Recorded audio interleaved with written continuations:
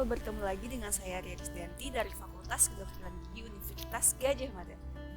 Nah, pada kesempatan ini kita akan belajar bersama tentang apa itu asma. Nah, jadi asma sendiri ini merupakan penyakit inflamasi kronik pada saluran nafas disertai dengan peran berbagai sel inflamasi. Nah, penyakit inflamasi kronik ini biasanya dihubungkan dengan hyperresponsif saluran nafas yang menimbulkan episode berulang, kemudian juga sesak nafas, dada terasa berat, serta batuk terutama pada malam hari ataupun dini hari.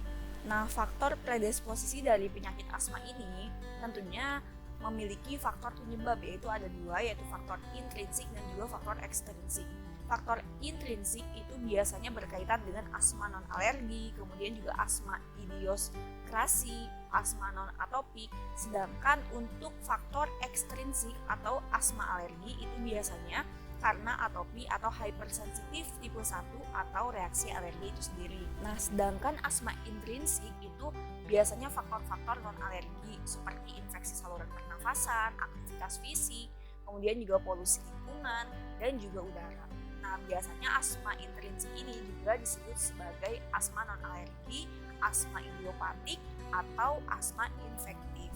Nah, berkaitan dengan infeksi virus pada saluran pernafasan adalah faktor penyebab paling umum, di mana infeksi virus ini diketahui meningkatkan reaktivitas jalan nafas pada pasien asma maupun pada pasien yang non-asma. Nah, kemudian yang selanjutnya ada aktivitas fisik, di mana individu dengan asma yang diinduksi oleh aktivitas fisik mengalami gejala dalam 6-10 menit setelah dimulainya aktivitas tersebut, diikuti dengan fase bronkospasm tertunda yang lebih parah. Kemudian dari faktor psikologis, biasanya tuh stres psikologis dan juga fisiologis juga dapat berkontribusi pada episode asma pada individu yang rentan seperti itu. Ruang perawatan gigi biasanya sebagai salah satu pemicu jenis asma ini. Nah, untuk asma ekstrinsik, pertama itu karena kecenderungan dari alergi bawaan, kemudian yang kedua itu menghirup alergen tertentu, yaitu bisa menyebabkan memicu episode dari asma akut.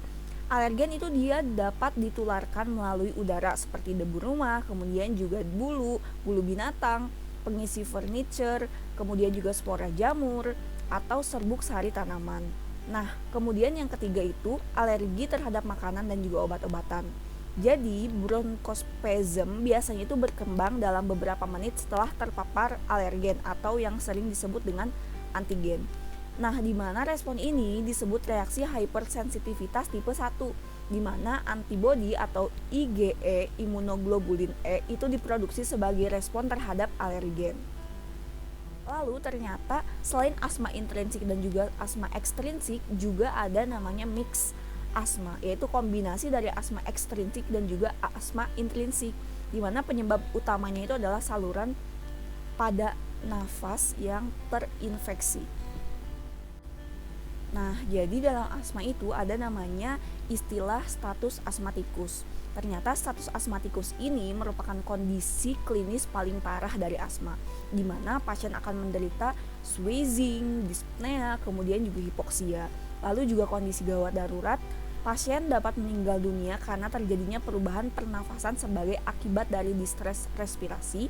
Dan yang keempat itu perubahan pernafasan meliputi hipotensi dan juga respirasi asidosis sebagai akibat dari hipoksemia dan juga hyperkapnia. Nah, dalam diagnosis dan juga tata laksana asma, diagnosis asma yang tepat adalah sangat penting sehingga penyakit ini bisa ditangani dengan semestinya. Mengi atau wheezing dan atau batuk kronik berulang merupakan titik awal untuk menegakkan diagnosis. Nah, jadi selanjutnya setelah diagnosis itu dilakukan anamnesis. Ada beberapa hal yang harus ditanyakan pada pasien yang mengalami asma, yaitu apakah ada batuk yang berulang terutama pada malam hari ataupun menjelang dini hari. Kemudian juga apakah pasien mengalami mengi atau dada terasa berat atau batuk setelah terpajan alergen atau polutan. Kemudian juga apakah pada waktu pasien menerima salesma atau common cold merasakan sesak dada dan juga selesmanya itu menjadi berkepanjangan dalam 10 hari atau lebih. Lalu juga apakah ada mengi atau rasa berat di dada atau batuk setelah melakukan aktivitas ataupun olahraga. Selanjutnya juga apakah ada mengi atau rasa berat di dada atau batuk setelah melakukan aktivitas atau olahraga. Lalu kemudian apakah gejala-gejala tersebut di atas itu berkurang atau hilang setelah pemberian obat pelega atau bronkodilatator. Selanjutnya juga apakah ada batuk, mengi, sesak di dada.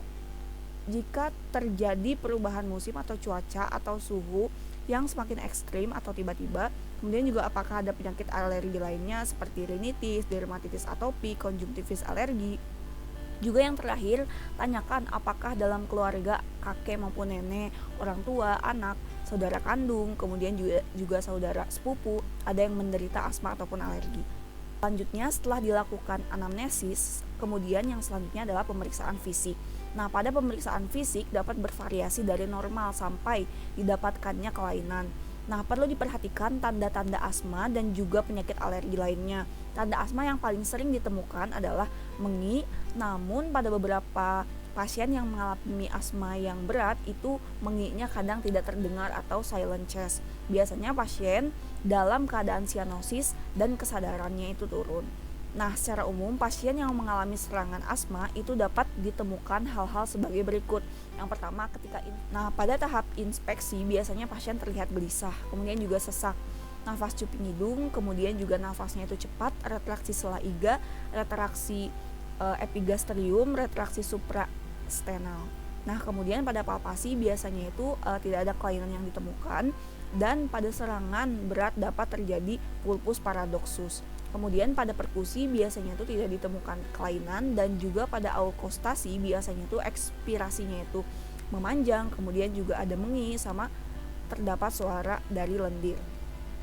Dan juga selanjutnya itu biasanya dilakukan pemeriksaan penunjang pada ahlinya. Nah, lalu bagaimana pencegahannya itu dilakukan? Yaitu dengan menjaga status pulmoneri pasien itu mendekati normal selama mungkin. Nah, sebenarnya prinsip dari mengatasi asma itu yang pertama adalah mengatasi gejalanya, kemudian yang kedua adalah mengembalikan fungsi dari paru-paru itu sendiri, dan yang ketiga adalah mencegah terjadinya kekambuhan itu kembali. Nah, dalam tata laksananya yang harus diperhatikan pertama kali adalah dudukan pasien dengan posisi badan condong ke depan. Kesalahan yang sering sekali dilakukan adalah membiarkan pasien asma dalam keadaan berbaring, padahal ketika berbaring itu saluran nafasnya itu akan terhambat. Lalu yang kedua adalah menggunakan inhaler. Selanjutnya meminta pasien untuk menghembuskan nafas dan juga semprotkan inhaler ketika pasien menarik nafas kembali. Semprotkan inhaler 1 kali.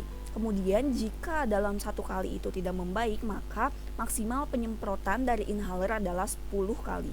Nah, ketika dalam waktu 15 menit itu tidak mengalami perbaikan, jika kondisi pasien memburuk, maka langsung telepon ambulan untuk kemudian ditangani oleh ahli.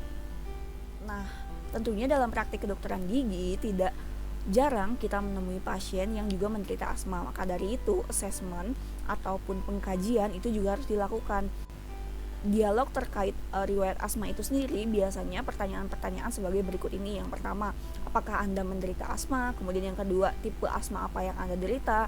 Lalu kemudian yang ketiga, umur berapa Anda mulai menderita asma? Lalu juga seberapa sering Anda menderita serangan asma akut? Lalu apakah sebab pencetus kondisi akut asma? Lalu juga bagaimana mengatasi kondisi serangan asma akut, dan apakah Anda pernah datang ke ruang gawat darurat atau mondok di rumah sakit terkait dengan serangan asma akut. Biasanya itu adalah pertanyaan-pertanyaan yang diajukan untuk pasien-pasien yang mungkin diduga menderita asma. Lalu bagaimana kita mengatasi pasien asma di praktik kedokteran gigi? Setelah tadi kita belajar tentang tata laksana bagaimana penanganan pertama pada asma di luar praktik kedokteran gigi, maka dalam praktik kedokteran gigi kita harus memperhatikan rekomendasi perawatan gigi dan mulut pada pasien asma. Yang pertama adalah manajemen stres pasien atau kecemasan saat di klinik gigi. Kemudian yang kedua adalah menggunakan sedasi yang direkomendasikan. Lalu yang ketiga itu hindari penggunaan barbiturat atau opioid karena dapat meningkatkan bronkospasm. Bahkan opioid itu akan memicu pelepasan histamin. Nah, di mana pelepasan histamin ini akan menimbulkan atau memicu dari bronkospasm itu sendiri. Kemudian yang selanjutnya, yang keempat adalah nitrous oxide. Biasanya itu dianjurkan pada pasien asma karean yang tidak mengiritasi mukosa saluran pernafasan dan sebagai agen anti-ansietas yang juga baik. Kemudian yang selanjutnya itu hindari penggunaan NSAID, dan yang terakhir hati-hati menggunakan anestesi lokal dengan kandungan bisulfit.